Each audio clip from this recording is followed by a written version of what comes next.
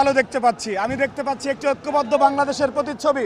যেই বাংলাদেশ এবং যেই বাংলাদেশের মাটি ৫৬,০০০ বর্গমাইল আর কোনো নিকৃষ্ট ফ্যাসিস্টকে তার বুকে ধারণ করবে না, তার বার্তা আমরা ধানমন্ডির ৩২ নম্বর দেখতে পাচ্ছি। আমরা দেখতে পাচ্ছি যে খুনি হাসিনা এবং তার দোসর এবং চালাচুপান্ডারা বাংলাদেশ বিরোধী যেসব ষড়যন্ত্র করছে তার ষড়যন্ত্রের বিরুদ্ধে প্রবল প্রতিরোধে সেই ৫ই আগস্টের মতো ছাত্র জনতা আবার নেমে আসছে।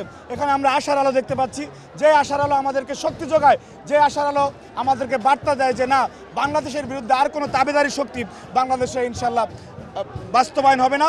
এবং ছাত্র জনতা যেভাবে রক্ত দিয়েছে, আবারও যদি প্রয়োজন হয় সবাই সম্মিলিতভাবে সকল কিছুর ঊর্ধ্বে গিয়ে শুধুমাত্র বাংলাদেশের স্বার্থে ঝাঁপিয়ে পড়ার যে মানসিকতা, সেই মানসিকতার উদাহরণ আজকে আমরা ধানমন্ডির ৩২ নম্বর দেখতে পাচ্ছি।